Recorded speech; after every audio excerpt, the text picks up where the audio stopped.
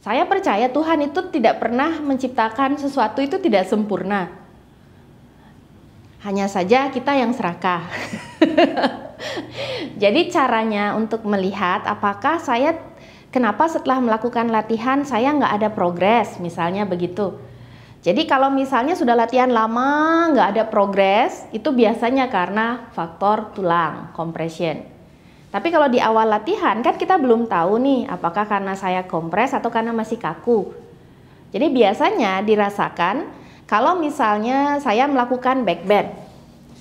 Seperti yang tadi saya sebutkan, peregangan ada di bagian depan, tekanan, compression ada di punggung bawah kan. Kalau saya merasa tahanannya, pada saat saya mau menambah back bendnya, saya merasa bagian depan saya masih kaku, artinya akan ada progres. Tapi kalau saya melakukan back bend, saya merasa sudah nggak bisa lebih jauh, yang terasa bukan kaku di bagian depan, tapi rasa sakit di punggung bawah, nah itu sudah batasan kita. Jadi biasanya udah nggak ada progres lagi di sana. Begitu? Tapi kalau masih terasa kaku, berarti itu adalah penyebab dari fasianya yang membuat kita belum bisa back bendnya lebih jauh. Sama seperti kemarin saya jelaskan ini, masih ingat? Jadi kalau saya mau membuka kaki saya lebih lebar, saya merasa tidak bisa membuka lebih lebar. Yang perlu saya cek, apakah saya merasa kaku di area yang dipanjangkan ini? Ataukah saya tidak merasa kaku, tetapi saya merasa tertahan, tidak bisa bergerak lebih jauh. Kalau terasa kaku, itu bisa dilatih. Tapi kalau tidak terasa kaku, tetapi tidak bisa bergerak lebih jauh, itu biasanya kompres. Makanya begitu kita paksa, biasanya sakit di lututnya. Karena sebenarnya tidak ada ruang di tulangnya. Jelaskah? Oke. Jadi latihan ini mengajarkan kita, kalau kita dengar di yoga tidak ada kompetisi, tidak boleh membandingkan dengan orang lain, ini yang benar-benar kita terapkan. Jadi listen to your body, dengarkan tubuhnya bagaimana rasanya. Tidak usah compare dengan orang lain. Apa yang terasa di tubuh kita? Apakah rasanya sakit? Apakah rasanya nyaman? Apakah terasa kaku? Ataukah terasa tertahan? Yang memberikan rasa sakit itu kan hanya kita yang tahu kan? Gitu. Begitu.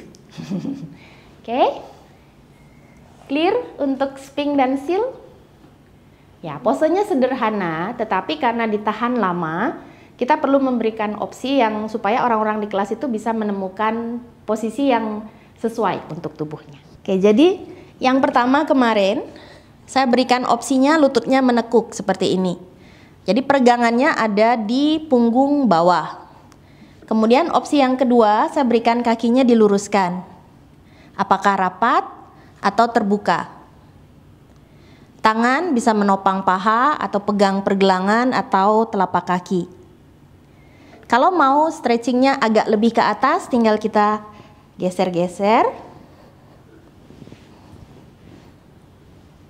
Kita bawa. Jadi guling ini akan membantu menopang supaya posisinya tidak membutuhkan banyak otot untuk menahan. Jadi posisinya bisa kita rilekskan.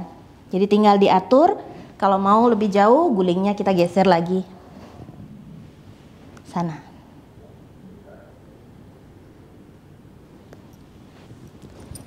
Begitu? Sederhana kok posenya. Tapi biasanya kalau menstruasi saya agak hindari pose itu.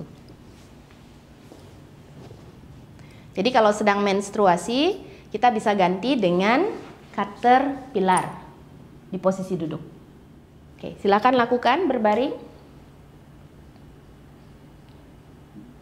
Oke, gulingnya ditaruh di bawah bokong ya, di bawah pantat. Supaya mudah mengangkat kakinya ke atas. Oke, coba lututnya ditekuk, coba kakinya diluruskan. Mulai dari menundukkan kepala ke depan, seperti yang kemarin sore kita lakukan. Kemudian melengkungkan punggung, forward bend ya. Kemudian meregangkan hamstring. Jadi posenya forward bend. Semua yang forward bend ini biasanya menstimulasi kandung kemih.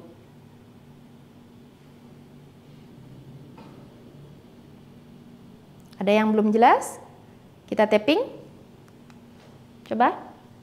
Mulai dari sudut terdalam mata, boleh kedua sisi berbarengan. Kemudian dahi, puncak kepala, belakang kepala, belakang leher, punggung, bokong, belakang paha, betis, tumit, bagian luar telapak kaki, kelingking. Dapat? Oke. Kandung kemih keterangannya ada di halaman 23. Jadi ini merupakan pasangan dari ginjal. Nanti keterangannya akan sama dengan ginjal untuk elemen dan warna emosi dan emosinya.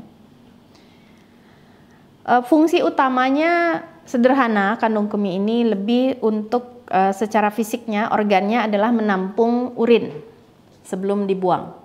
Jadi kenapa kalau misalnya ada toksin, kan kita kalau sehari-hari menghirup udara, kan tidak selalu udaranya bersih kan.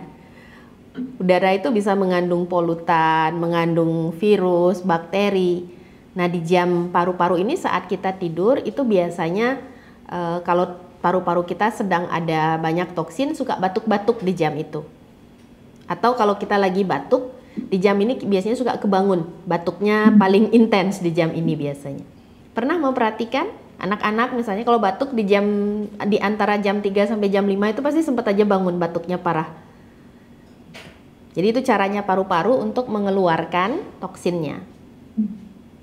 Kalau misalnya kalian kebiasaan bangun mungkin 4:30 misalnya.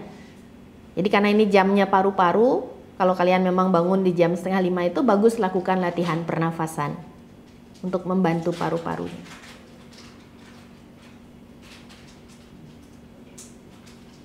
Kalau kalian masih tidur, berarti paru-parunya akan didetoks. Pada saat kita tidur itu banyak proses detoks. Jelas? Kalau begitu, pranayama biasanya nafas-nafas jam segini enak ya? Bagus ya? Iya, kalau memang jam-jam 4:30 ke arah jam 5 itu bagus untuk latihan pernafasan kalau memang biasa bangun pagi. Dan itu juga jamnya matahari mulai terbit. Mau terbit itu biasanya energi di bumi itu paling besar. Jadi secara chi atau prana di alam itu paling kuat dia. Jadi pada saat kita melakukan latihan pernafasan, meditasi atau latihan yang spiritual gitu, itu energinya bagus di jam itu. Jadi pada jam-jam ini biasanya alergi akan muncul karena limpa sibuk bekerja dengan hati dan sistem kekebalan tubuhnya, maksudnya apa ya? Ya, di dalam limpa itu banyak terdapat sel antibody.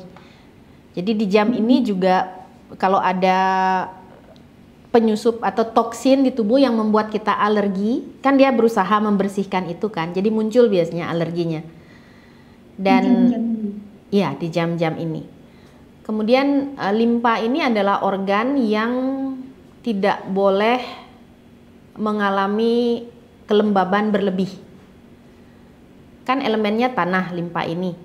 Jadi kalau misalnya tubuh kita terlalu lembab, nah limpa ini akan kesulitan dia. Ini yang menyebabkan kita mengalami alergi. Jadi kenapa munculnya di jam limpa? Karena memang yang lebih banyak kaitannya alergi itu antara limpa dan paru-paru itu. Jadi kelembaban itu dikontrol oleh limpa, kemudian efek kelembaban yang tidak bisa dikontrol oleh limpa itu mempengaruhi paru-paru. Nah itu yang menyebabkan alergi. Begitu maksudnya. Ya, jadi pantes adik saya itu kalau pagi itu, bukan adik saya, tiduran. Kalau pagi itu kalau dingin gitu ya selalu bersin-bersin gatal-gatal, gitu. ya bersin-bersin. itu tubuhnya terlalu lembab, dingin. Jadi biasanya alergi itu nggak bisa diobati. Obatnya adalah mengubah kondisi tubuh. Obatnya berjemur. Ya, berjemur. Kemudian kurangi makanan dan minuman yang sifatnya dingin. Hindari cabai pedas. Itu meningkatkan kelembaban juga. Jadi kalau bisa jangan minum es krim, itu kurangi. Jadi pengalaman dari teman-teman yang ikut Titi yang mulai menerapkan, kan beberapa punya alergi kan. Jadi waktu itu sama Sinse disuruh, dia punya alergi akan udang. Jadi setiap makan udang tuh pasti gatal.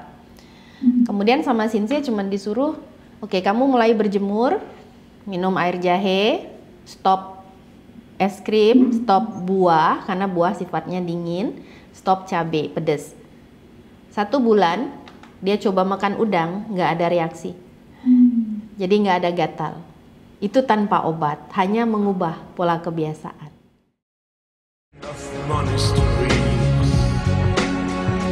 Free land under the sky.